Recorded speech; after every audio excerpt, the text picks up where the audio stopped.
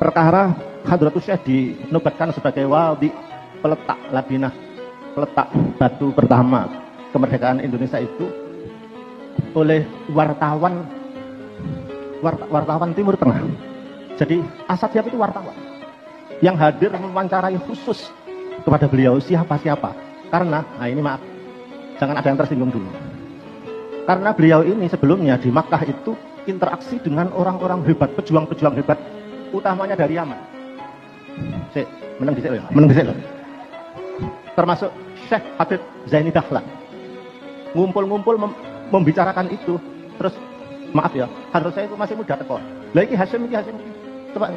Jadi Hadratus Syekh itu waktu masih muda diamanati oleh kelompok-kelompok habaib yang beliau kenal zaman itu. Kemudian berkonsultasi termasuk ke Kiai Khalil Bangsa dan seterusnya. Makanya sampai lihat, mohon maaf, ini ada zuriyahnya yang nasabnya ke Hadratul Rasul lewat Joko Tingkir. Coba itu lewat siapa? Kayaknya ada nama Ba'alawinya lah. Lihat di bukunya Asad Syihab. Mulai menangis. Saya tidak membicarakan nasabnya putus dan tidak. Saya hanya membicarakan jasanya.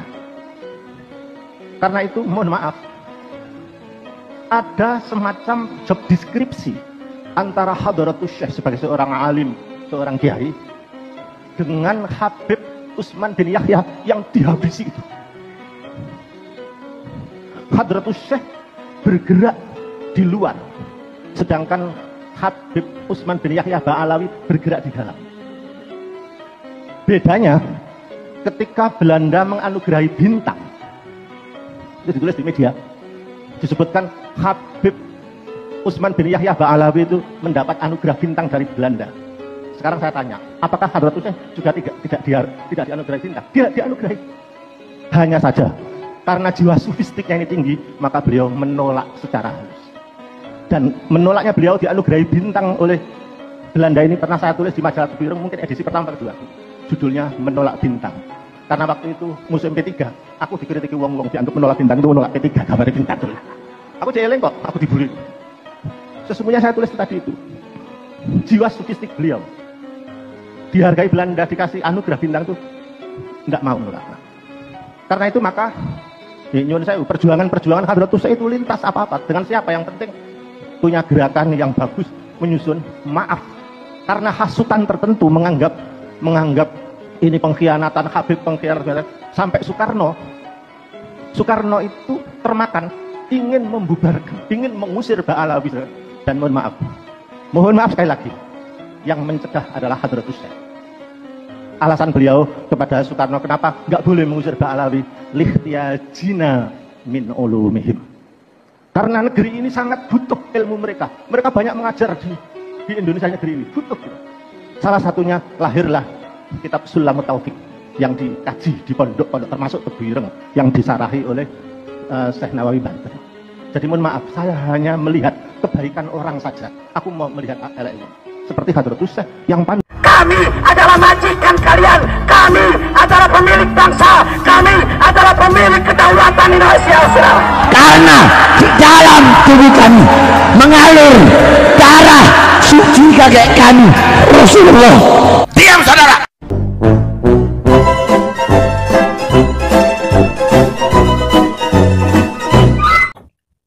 Assalamualaikum warahmatullahi wabarakatuh. Sahabat Akang Sepuh Channel, sahabat petani kampung yang berbahagia.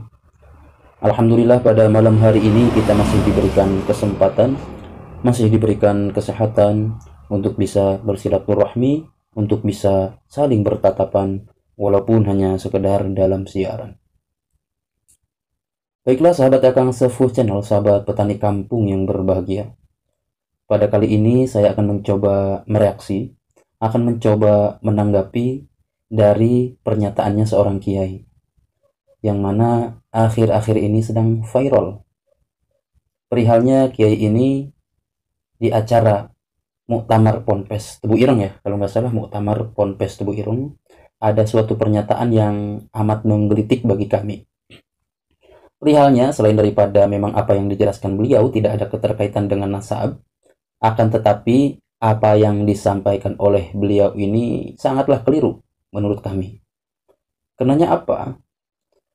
Konteksnya seperti ini. Ketika kita akan menyampaikan sesuatu, entah itu perihal sejarah, entah itu perihal riwayat, entah itu perihal hikayat dan sebagainya, ya intinya berkaitan dengan historis. Seharusnya sebelum memang disampaikan kepada khalayak umum, pribadinya sendiri harusnya memahami. Pribadinya sendiri harusnya paham akan tobakot. Pribadinya sendiri harusnya paham akan keadaan tersebut. Tidak ditelan mentah-mentah akhirnya disampaikan dengan penyampaian yang latah. Itu tidak bisa ditoleransi.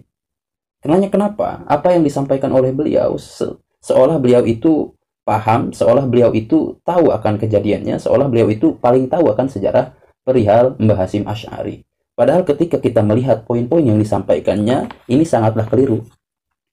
Sangatlah keliru, sangat bertentangan dengan apa yang memang kita ketahui. Baik itu dari kitab-kitab yang tertulis, yang menyatakan sejarah demikian, atau kesaksian hidup yang lain, atau apapun itu.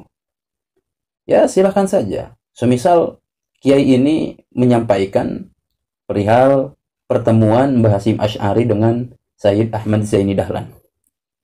Ini kan konyol gitu. Kita melihat daripada tobakot pun ya nggak nyambung sekali. Kenapa saya katakan nggak nyambung? Yang Mbah Hasyim Asy'ari dengan Sayyid Ahmad Zaini Dahlan itu kapan bertemunya? Walaupun dikatakan olehnya itu Mbah Hasyim Asy'ari masih kecil.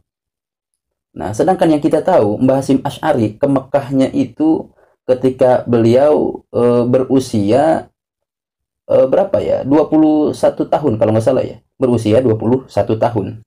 Yakni pada tahun 1892 itu perdana beliau ke Mekkah. Perdana ya.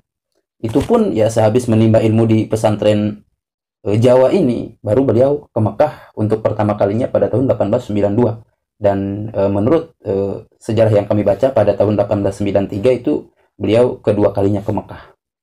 Nah, sedangkan Sayyid Ahmad Zaini Dahlan, beliau wafat pada tahun 1886 Masehi. Nah, lantas itu sejarah dari mana? Kapan pertemuannya antara Mbah Hasyim Asy'ari dengan Sayyid Ahmad Zaini Dahlan? Sedangkan Sayyid Ahmad Zaini Dahlan, setahu kami, beliau lahir pada tahun 1816 Masehi sampai wafatnya 1886 Masehi. Nah, sedangkan Mbah Hasyim Asy'ari lahirnya pada tahun Masehinya 1871 dan beliau wafat pada tahun 1947 Masehi. Nah, perihal pertemuan itu, Mbah Hasyim Asy'ari ketika ke Mekkah perdananya pun pada tahun 1892. Sedangkan Sayyid Ahmad Zaini Dahlan itu sudah wafat pada tahun 1886. Coba bayangkan sama sahabat-sahabat sekalian. Ini kan nggak masuk akal. Ini kan nggak logis gitu. Ini kan lucu. Makanya ketika menyampaikan pendapat, suatu pernyataan harusnya dipertimbangkan, dikaji ulang. Wah, saya ini mau menyampaikan ke khalayak umum ini. Harusnya saya kaji ulang dulu. Masuk akal nggak nih? Lihat kurun, lihat tobakot. Oh, Sayyid Ahmad Zaini Dahlan wafatnya aja 1886. Sedangkan Mbah Hasyim Asy'ari ke Mekkah perdananya itu pada tahun 1892 Masehi. Ini gimana gitu? Ya walaupun ketika kita dihitung pada kurun pas wafatnya taruhlah Sayyid Ahmad Zaini Dahlan wafat pada tahun 1886. Mbah Hasyim Asy'ari lahir 1871. Coba kita dikurang itu berapa? 15 tahun ya. Oke lah, 15 tahun. Yang katanya kata Kiai ini Mbah Hasyim Asy'ari masih muda dulu. Umur 15 tahun berarti. Nah, berarti ada sejarah lain yang menyebutkan bahwasanya Mbah Hasyim Asy'ari pertama ke Mekkah itu pada tahun 1886. Kalau kita menghitung ya bertemu dengan Sayyid Ahmad Zaini Dahlan, dan itu tahun di mana Sayyid Ahmad Zaini Dahlan tersebut wafat ya. Apalagi kalau dikurangi semasa hidup itu, semisal tahun 1880 ataupun 1870 dan sebagainya. Ini kan gak masuk akal. Jadi ketika menyampaikan sesuatu yang amat ini sangat penting, pastinya dikenang apalagi oleh orang awam, dijadikan peganganlah ini, padahal ini sangat keliru gitu. Terus kemudian mengait-ngaitkan ini bukan perihal nasab, bahkan tetapi kita jasanya. Ya, kami tahu ini sedang mengingat jasa, akan tetapi di Indonesia sekarang adanya polemik nasab. Lagi panas adanya polemik nasab. Harusnya Anda memfilter. Ya, walaupun Anda sejujurnya dalam secara zahir menyatakan ini bukan perihal nasab, akan tetapi melihat jasa. Jikalau Anda menyatakan jasa, banyak perbandingan yang lain dengan jasa-jasa. Tidak dengan hanya sekedar jasa si Yaman itu, tidak dengan jasa habaib, kan itu. Harusnya ada pemikiran lagi, oh saya hati-hati. Saya walaupun ngomongin tentang sejarah ataupun ngomongin jasa, pasti bersinggungan dengan nasab. Karenanya apa? Nasab Ba'alwi, nasab habaib Ba'alwi sedang dipermasalahkan di Indonesia ini. Nah, kalau demikian, silahkan. Akan tetapi, dengan penyampaian yang baik dan hasil pengkajian ulang, bukan sembrono dalam menyampaikan sejarah. Ini kan nggak logis. Ini nggak masuk akal sama sekali. Nggak bisa diterima oleh kita.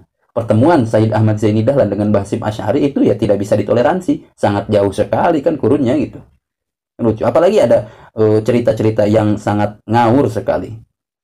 Jadi kalau dibawakan katanya ini dibawakan oleh siapa? As'ad Sahab. Perihal pertemuan Said Ahmad Zaini Dahlan dengan Mbah Hasyim Asy'ari dan Habib-habib lain.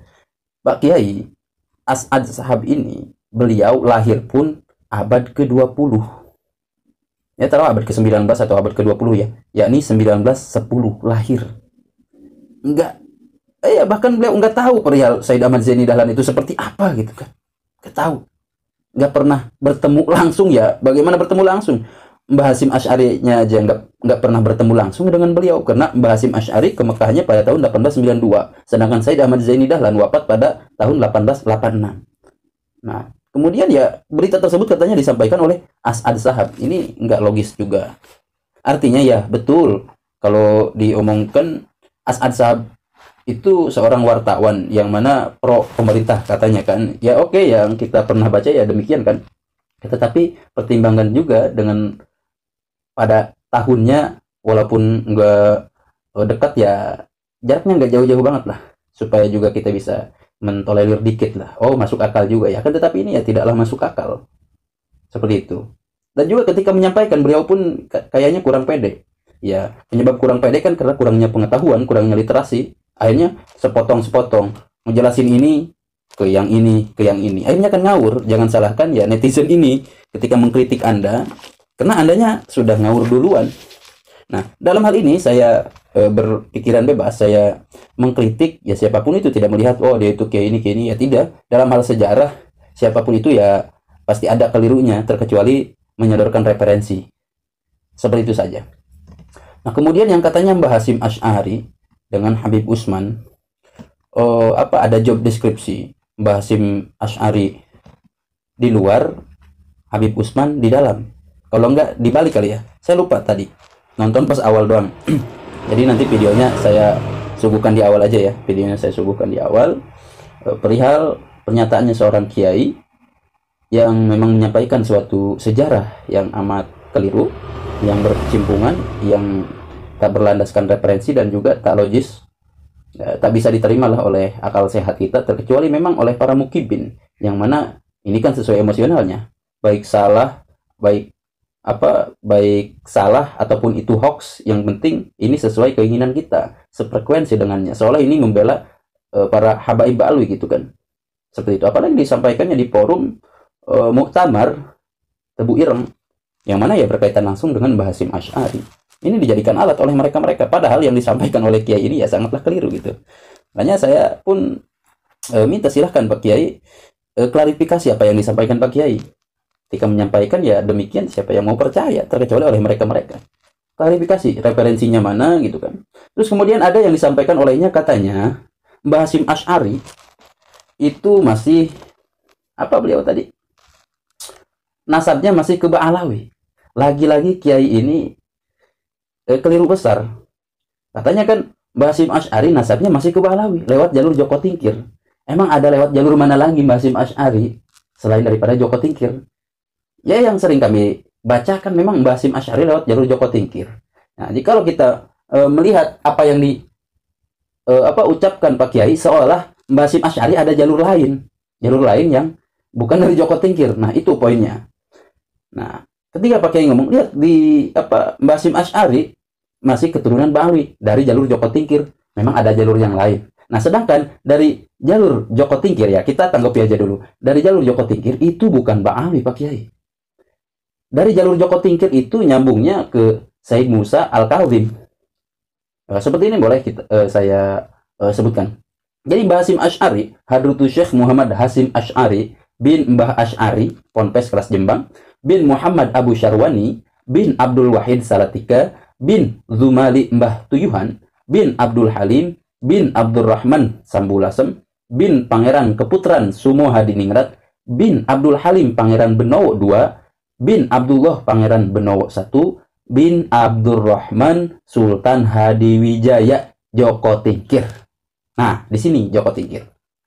Oke, kita lanjut ke atas. Abdurrahman Sultan Hadiwijaya Joko Tingkir bin Abdul Aziz Ki Ageng Kebo Kenongo bin Abdul Fatah Adipati Pengging Sepuh bin Ishak Pangeran Petak bin Muhammad Kebungsuan Syamsu Tabriz bin Jamaluddin Akbar bin Mahmud Nasiruddin Mahmudinil Kubro bin Jalaluddin Husain bin Ahmad Al-Kabir bin Husain Jalaluddin Al-Bukhari bin Ali bin Jalaluddin Husain bin Ahmad Al-Kabir bin Husain Jalaluddin Al-Bukhari bin Ali bin Ja'far bin Muhammad bin Mahmud bin Ahmad bin Abdullah bin Ali Al-Ashqari bin Ja'far Az-Zaki bin Ali An-Naqi Al-Hadi bin Muhammad Al-Jawad At-Taqi bin Ali Ar-Ridha bin Musa Al-Kazim bin Ja'far As-Sadiq bin Muhammad Al-Baghir bin Ali Zainal Abidin bin Husain bin Ali, terusnya bin Ali dan Sayyidatuna Fatimah Az-Zahra binti Rasulillah sallallahu alaihi wasallam. Oh, bukan Ba'alawi kan? Terus Pak Kiai dapat data itu dari Ba'alawi dari mana? Nah, sekali lagi ya jangan asal kecap ya. Ya walaupun kami tahu Pak Kiai menyampaikan demikian pembelaannya kepada para habaib, akan tetapi untuk kali ini ya jangan macam-macam lah. Ketika membuat pernyataan, kasihan saya ke Kiai. Nanti reputasinya ambruk. Seperti itu. Karenanya siapapun sekarang yang ketika mengeluarkan pernyataan tanpa referensi, membela Habib ya, tentunya tanpa membela Habib, pasti dikuliti sama siapapun itu. Ya terutama oleh pendukungnya tesis ini. Karenanya kita berbicara ilmiah, bukan melihat siapa yang berbicara, oh dia akan sepuh ataupun iman. Ya tidak, ketika keliru ya keliru itu. Seperti itu saja. Dan banyak lagi sebetulnya ya kekeliruan-kekeliruan ya tadi yang disampaikan, apalagi jika kita melihat ceramahnya dari awal. Mungkin ya, karena saya hanya mendapat tadi kiriman di grup hanya berapa 5 menit ya kalau nggak salah itu. Ya yang saya tangkap itu saja. Dan juga seperti ini barangkali ada kekeliruan yang saya sampaikan, ya mohon dimaafkan lah ya. Karenanya saya juga sama-sama belajar, bukan berarti merasa benar, akan tetapi yang saya dapatkan informasi sepengetahuan saya selama ini yang demikian, tidak dengan disampaikan oleh Pak Kiai tadi. Jikalau memang ada referensinya silahkan sodorkan. Kami gali bersama referensi yang mana memang dijadikan rujukan oleh Kiai tersebut. Seperti itu. Saya pun heran, apa misinya Kiai ini tiba-tiba berbicara demikian di forum besar Muktamar Ponpes Tebu Ireng Jombang. Ini kan lucu gitu ya. Apa di benaknya? Jadi pesan saya, pesan kami, ketika kita mau menyampaikan suatu pernyataan apalagi di forum besar, harusnya dengan ilmu, harusnya dikaji lagi, harusnya dengan pertimbangan yang matang, bukan hanya sesuai emosionalnya saja. Tidak demikian. Jikalau kita melihat jasa-jasa, apakah kau melupakan jasa ulama Nusantara paling banyak di Nusantara ini dibanding dengan mereka orang Yaman itu? Ya, kan nggak mikir. Ada kata-kata darinya, Presiden Soekarno mau mengusir Habib, kemudian di-stop, dicegah oleh Mbah Hasim Asy'ari. Ini kan nggak logis juga. Sedangkan kita tahu kedekatan Mbah Hasim Asy'ari itu dengan Habib itu ya sangat dekat lah ya, sangat dekat. Atas dasar apa ingin mengusir para Habib? Nah, jika lo tanyakan kenapa para Habib gini, wah, berarti ada skandal dong di sana. Itu dengan sejarah yang beredar, mungkin ya ini versi Ba'alawi, kedekatan Soekarno dengan Habib. Demikian, bahkan ada bukti video dengan Habib Ali Kuitang ya, kalau nggak salah. Nggak tahu itu video benar atau tidaknya. Ada juga video dengan yang lain-lain. Ya intinya Habib tersebut dekatlah dengan presiden seperti itu. Nah, alih-alih katanya Presiden Soekarno mau mengusir para habaib. Nah, ditanyakan, oke, kalau misalkan Presiden Soekarno mau mengusir para habaib, silahkan sebutkan apa skandalnya, apa kasusnya, apa motifnya, kenapa Presiden Soekarno ingin mengusir para habaib. Oh, karena gini. Oke, silahkan sampaikan. Jangan tanggung menyampaikan sejarah. Sebutkan kronologisnya pun. Bukan hanya sekedar mengangkat atas tindakan sekedar matan saja, sekedar teks saja. Kita harus memahami kenapa Presiden Soekarno mau mengusir para habaib dan katanya dicegah oleh Hadratus Syekh dengan alasan kita masih membutuhkan lihtiyajina katanya. Min ulumihim. Masih membutuhkan ilmu-ilmunya para habaib. Sedangkan yang kami tahu, ya kita bersambung tidak melalui para habaib. Ulama Nusantara lewat Sayyid Ahmad Zaini Dahlan. Itu Sayyid, bukan Habib. Bukan. Jadi, Sayyid Ahmad Zaini Dahlan itu bukan Habib, Pak Kiai. Pak Kiai kan nyebut Habib. Saya lupa membahas tadi. Padahal yang awal pisan ini. Sayyid Ahmad Zaini Dahlan itu Sayyid, bukan Habib. Ini bertentangan sekali. Sedangkan Sayyid itu dari Hasan. Habib itu katanya, sebelum terbongkar ya kepalsuannya, katanya keturunan dari Syarif Husain. Habib itu merupakan ya kata lain, panggilan lain daripada Syarif. Apalagi dari pendapat kelompok Balui sendiri, Habib itu ialah Syarif yang sudah jadi ulama. Syarif yang sudah jadi ulama itu dipanggil Habib katanya. Ini kan lucu gitu. Nah, sekarang terbuktikan bahwasanya Habib itu cucu palsu, bukan daripada Zuriyatur Rasul. Nah, sekarang bahas Sayyid Ahmad Zaini Dahlan itu Sayyid keturunan daripada Tuan Syekh Abdul Qadir Al-Jilani, bukan daripada Ba'alwi. Ya, kita taruh langsung ke nyambung ke Tuan Syekhnya sajalah. Jadi lewat jalur Hasan dari Sayyidina Abdul Qadir Al-Jilani bin Abi Soleh Musa bin Jangki Dausat bin Yahya Az-Zahid bin Muhammad bin Daud bin Musa Al-Jun bin Abdullah Al-Mahdi bin Hasan Al-Muthanna bin Al-Hasan bin Ali. Seperti itu. Kan? Jadi lagi-lagi bukan dari Ba'alwi. Pak Kiai harusnya baca lagi ya, banyak-banyak membaca ketika mau menyampaikan sesuatu yang intim ini. Oke, mungkin itu saja yang bisa saya sampaikan. Kurang lebihnya mohon dimaafkan. Apabila ada kekeliruan kata, mohon dihapunten, mohon dibenarkan, mohon masukan dan saran. Nah, perlu diingat sahabat, saya di sini bukan untuk menyudutkan, merendahkan ataupun menghinakan, akan tetapi mengingatkan kepada kita semua agar senantiasa mempertimbangkan ketika ingin menyampaikan suatu pernyataan. Apalagi ini dampaknya sangatlah besar. Ini pastinya ada gesekan kan. Saya sih kasihan, karenanya ya beliau sudah tokoh kiai lah ya. Khawatir kena adanya pernyataan beliau seperti itu, yang mana pernyataan tak berdasar, akhirnya banyak yang hujat yang lain. Kalau saya sih simpel-simpel saja. Seperti itu. Oke, akhirul kalam, Akang Sepuh Channel, petani kampung yang berbahagia. Wallahul muwaffiq ila aqwamit thoriq. Wassalamualaikum warahmatullahi